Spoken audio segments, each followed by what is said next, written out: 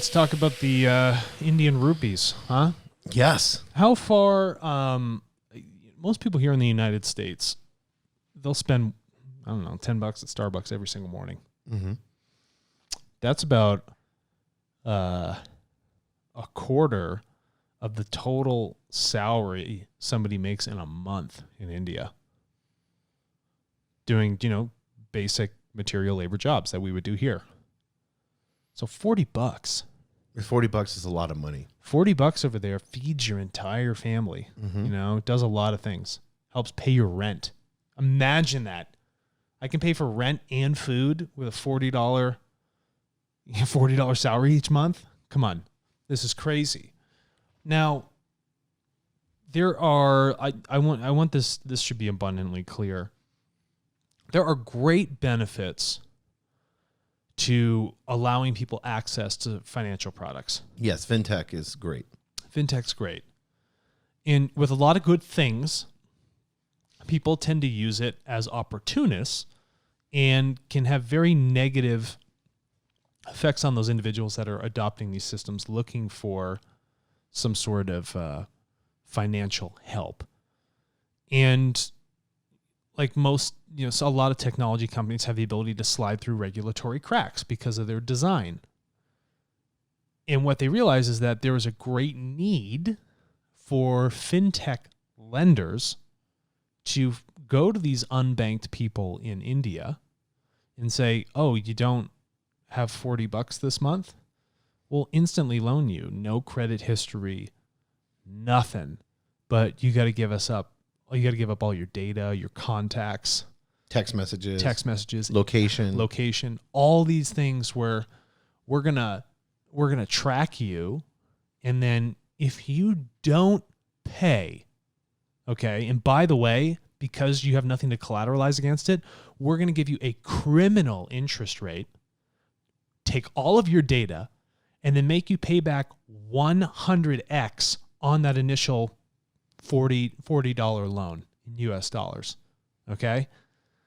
So what do you think that does to someone in a psychological standpoint when they come into those sort of stressors? You press them into a situation, and you as this negatively oriented, opportunistic fintech company are coming in as a loan shark and dishing out loans to these people through slips and regulation that are just trying to survive because of the effects of this pandemic, and you're trying to make a quick buck, and then you're going to ask them to pay back 10 years of labored salary or whatever it might be on this loan that they thought was going to help them just for like a month's time. And if they don't pay it, we're going to take all your contacts, all your text messages, and your location data. We're going to find out where you are. We're going to harass you in person.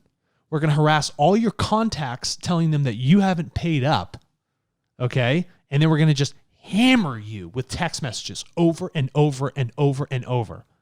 So this is psychologically debilitating these individuals, which were already financially and emotionally strained and taken advantage of because a lack of financial literacy and financial access in their underdeveloped country.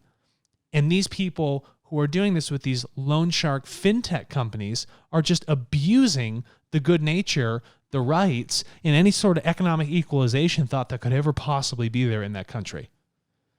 And what you find is that this is driving people in India to suicide. Yes, and that's the problem. For $40. Yes. When someone said, I got a quick fix for you, here's $40, give me all your data, don't screw up. Oh, by the way, you screwed up. Now I'm just going to take all this stuff that was yours and just use all your data against you. This is a travesty. It is, yeah. And I want to say that this sort of harassment with loans is not something new that happens in India. So sometime before these fintech companies came in, if you were to take out a loan in India, the credit company would actually go send a collector to stand outside of your business or your home with a bullhorn. And they would scream at you and tell everyone on the street, just absolutely eroding your reputation and everything about you because you haven't been able to repay on time. They would hire guys to stand outside and publicly degrade you, your family, and your business. And now they've taken this to a whole new extreme where they're like, we'll hire people in a digital format to digitally harass you and use your data against you. Yeah, it's so sad. There's a researcher at the Center for Long-Term Cybersecurity at the University of California, Berkeley. Thanks for making me vent. I appreciate that. I know, that was great. 100% on that. And I'm sorry, I'm going to get her name wrong. Turnuma Prabhakar. She's that researcher. She said this: the goals of rapid financial inclusion, consumer protection, and data security are often in conflict. Mm-hmm. She said, citing concerns especially around unlicensed firms and getting meaningful consent of users on digital lending platforms. Yeah. And then she says, it is difficult for individuals to develop a full understanding of the consequences of sharing personal data. The consequence for some of these people of sharing that personal data and having no control over it over at that point, a consequence for some is suicide. Right. Driving these people to suicide. Yes. It's so important you respect people and their data, and you do not abuse it. And you certainly don't abuse it because you're trying to get financial payment on high-risk things that you already knew were high risk. This is a form of financial slavery that drives people to take their lives. And it's sad because now they're talking, the Indian government's talking about regulation, where it's, why can't we have conscious capitalism in the sense of where we have companies, it is their responsibility, 100% their responsibility. It's not the government's responsibility. It's not for you to get away with shit until, okay, now we're caught. And so now this is what I'm talking about. Yeah. I hate that. Why can't you be responsible all the time? Why do laws have to be written in blood? Why can't you just consider the cause and effects and the anti-humanitarian values you pumped into your short-term game, junk fintech company? Yeah. And realize that this is really going to hurt people. Or say, hey, I get it. I get this. I know we can charge a little bit of an interest rate. We need to make a profit. A little bit? A fair profit. Their but interest rates are like through the roof. 60, 80%? Yes. Maybe more? And here's the crazy part. Not only are they now the government's stepping in and say we need robust data governance, data privacy, and data security standards. Which can be bad or good when a government gets involved. We've seen that before. Yep. Depending on how their view of it is, and we're going to get into that in another episode of what the government's doing with data. But there's 190 million unbanked adults in India. Out of the 1.8 billion people across the globe that are unbanked. Yes. But they all interact with the global economy. And the prime minister there, Modi's, he's made financial inclusion a priority as part of he has this program called Digital India Mission. DIM? Yes, but the sad part about... That's not a good acronym. Yeah, the sad part about it is you take these unbanked people and they're barely making it, families starving to death. A lot of them are on 25 of these apps. One individual could be on 25 of these apps. And they're shelling out their data. Yes. Shelling it out. In the hopes of getting a loan. Yeah, it gets their phone location data, contacts, apps, and text messages. And that's how they judge, because they don't have a credit score there, that's how they judge their credit risk assessment. This algorithm is understanding, is going through all this personal data and here's the sad part, and we'll close on this, Alex, and I want you to speak to this. The sad part is there's only a 15% approval rating. So what's happening there?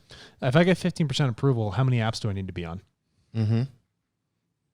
It's as simple as that, right? 8 apps. So the 85% of the other people, they're collecting their data. Just ripping it from them. And they keep it. Yes. And then they can sell that off and do whatever they want with it after they've, dropped it through the algorithm. And they didn't even get a loan for it, but they got free data. So I want to talk to India right now. Shout out to you guys.